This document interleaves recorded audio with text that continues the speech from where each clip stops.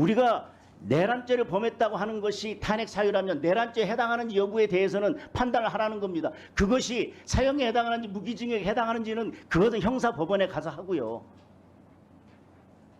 탄핵소추 의결서에 다 나와 있는 내용들입니다. 그 내용을 다 빼고 지금 이 네 가지만 심리하겠다고 헌재에서 쟁점 정리해 줬어요.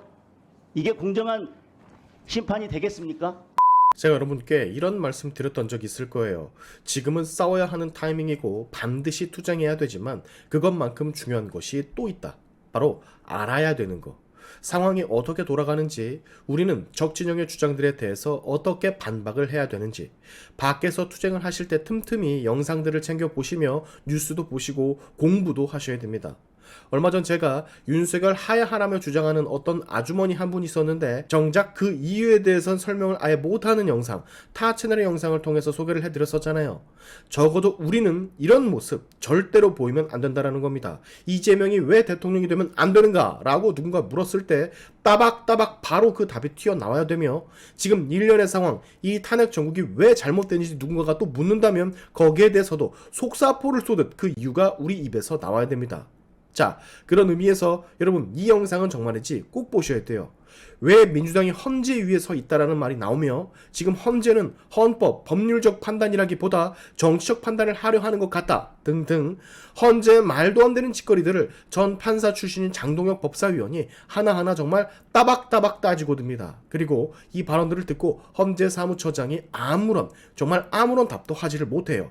왜? 장동혁이 다 맞는 말을 하고 있으니까. 또한 헌재 사무처장이 답을 못할 정도로 너무 맞는 말로만 팩트를 꽂으니 상대방 진영 위원들, 그리고 이 얘기를 다 들은 정청래마저 딴지를 걸지 않고 질의를 민주당 의원에게 바로 넘겨버립니다. 저는 진심으로 바라요. 민주당과 이 좌익 세력들에게 휘둘려서 그야말로 박근혜 때와 똑같은 정치재판의 우를 범하지 않았으면 좋겠습니다. 헌법재판소가. 그것은 정말 역사에 죄를 짓는 일. 근데 여태까지 헌재 하는 꼬라지를 보면 국민을 위한 판결을 내리겠다라는 이런 헛소리도 하지 않습니까? 헌법과 법률, 법리, 법치에 따른 판결을 해야 되는데 국민이 바라는 대로 판결을 하겠다는 말까지 이렇게 서슴지 않으니 많이 불안한 것이 사실입니다. 자, 내란을 일으켰다라며 대통령과 국무위원들을 다 탄핵시켜놓고 정작 탄핵 사유에서 내란을 빼버린, 심지어 헌재는 민주당에게 간접적으로 피드백까지 준 그런 상황. 도무지 이 말도 안 되는 사태를 조목조목 따져가며 반격할 틈도 주지 않고 몰아세우는 장동혁 의원의 모습이 정말 엄청납니다. 이 영상은 꼭 끝까지 보시고 반복해서 보시고 장동혁 의원이 뭘 말하고자 하는지 들으며 공부하시기 바랍니다. 저도 이 영상 끝나고 다시 계속 반복해서 이 내용을 들을 거예요. 우리 전선에 나가더라도 지성을 갖추고 전투에 임하자고요. 지금부터 장동혁 의원의 활약상 같이 확인해 보시죠. 재판소 사무처장님께 여쭙겠습니다. 예. 헌법재판연구원에서 집필한 주석 헌법재판소법이라는 책 알고 계십니까? 예. 예, 헌법재판연구원에서 발간한 것입니다. 그 내용의 일부를 제가 하나씩 확인해서 여쭙겠습니다. 탄핵 심판의 당사자는 소추위원이 아니라 국회다, 이렇게 되어 있습니다. 672쪽에. 예. 탄핵 절차에서는 소추권의 주체가 정당한 적극적 당사자가 되어야 할 것인데 그것이 바로 국회 자신이다, 이렇게 되어 있습니다. 그 다음에 탄핵 소추 사유 중에 사실관계가 여러 개가 있을 때 그 중에 하나를 제외하거나 철회하는 것은 탄핵 사유의 일부 취하에 해당하기 때문에 국회 재의결이 필요하다라고 하는 것이 그 책 677쪽에 써 있는 내용입니다. 그리고 그때의 종족수에 관해서는 678변에 탄핵소추 발의와 동일하게 3분의 2의 대통령 같은 경우는 3분의 2의 동의가 필요하다고 책에 그대로 되어 있습니다. 사실관계가 달라졌을 경우로 말하는 겁니다. 그리고 탄핵 심판 청구의 일부 취하나 취하에 대해서는 피청구인의 동의를 받아야 된다고 책 678면 679면에 그대로 나와 있습니다. 자, 말씀드립니다. 탄핵 심판의 당사자는 국회입니다.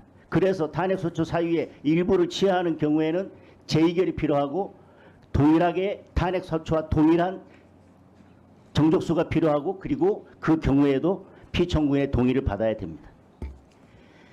탄핵은요, 공무원이 헌법이나 법률에 위배하도록 되어 있습니다. 대부분 법률을 위반하는 형법이나 그런 범죄 행위에 해당하는 경우에 보통 탄핵이 이루어집니다. 따라서 그것이 헌법적 판단을 받는 것이고 헌법재판소에서 판단을 받는다 하더라도 법률을 위반한 때 해당하는 것은 대부분 형법 위반입니다. 아까 손준성 검사 예를 들었지만. 그래서 이번에 탄핵소추 사유 내용을 보면요, 내란죄 부분이 상당 부분을 차지하고 있습니다. 그리고 탄핵 의결을 할 때 마치 탄핵에 반대하면 내란죄 공범인 것처럼 계속 이야기를 했고, 여당의 원내대표도 내란죄 공범이라고 해서 고소고발했고요. 국무총리도 내란죄 공범이라고 해서 탄핵을 추진했습니다.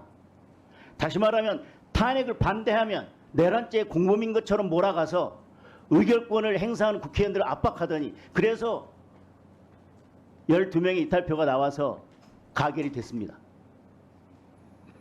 그런데 지금 와서는 헌재에서 뭐라고 제1차 변론 준비 기일에 쟁점을 정리했냐면요, 4가지로 정리했습니다. 피청구인이 이 사건 계엄을 선포한 행위, 그리고 포고령 1호를 발포하게 한 행위, 그리고 국회 활동을 방해한 행위, 그리고 중앙선관위를 불법으로 압수수색한 행위. 이게 쟁점이 4가지랍니다. 이게 국회에서 의결된 탄핵소추의 의결 내용과 사실관계에서 동일합니까? 왜 헌재가 이렇게 쟁점을 4가지로 딱 정리하고 말았습니까? 제가 탄핵소추서의 중요 내용을 읽어보겠습니다. 국회가 국민을 협박하고 폭행하는 일련의 폭동을 일으킴으로써 대한민국 전역에 평온을 해하는 내란죄를 범하였다. 내란죄를 저지름으로써 헌법을 수호할 책무를 저버리고 그 직무집행에서 중대한 위헌 위법 행위를 하였다. 피소수자는 내란죄, 직권남용 권리행사 방해죄, 특수공무집행 방해죄 등 범죄 행위를 통하여 헌법 질서의 본질적 내용을 훼손하고 침해한 것이다. 구체적 탄핵 사유에 가서는 뭐라고 하고 있냐면요,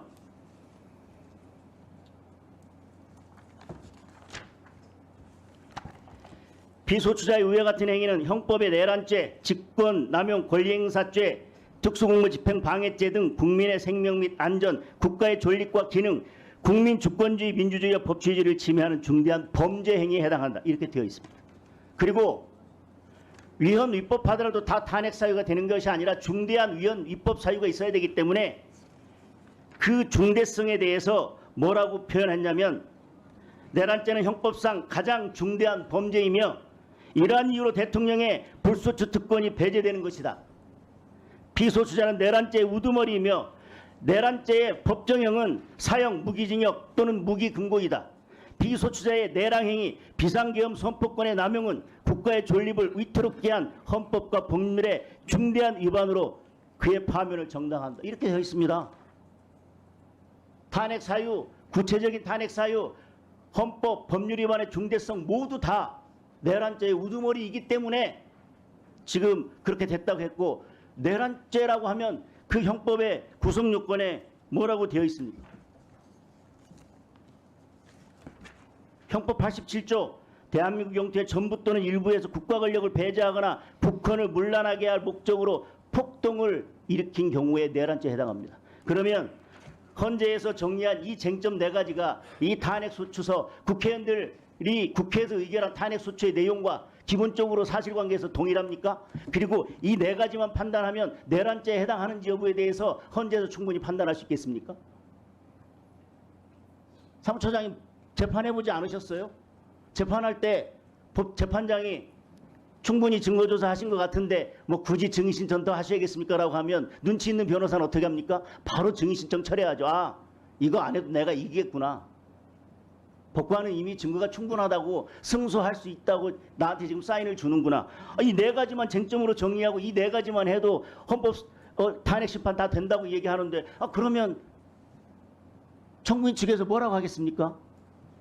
그렇게 쟁점 4가지 정리해 주신 것은 우리는 그렇게 말씀하신 거로 우리는 이해하고 있고, 그렇다면 내란죄 여부가 성립하는지 여부는 우리는 사실상 철회하는 겁니다 라고 답변할 수밖에 없지 않겠어요?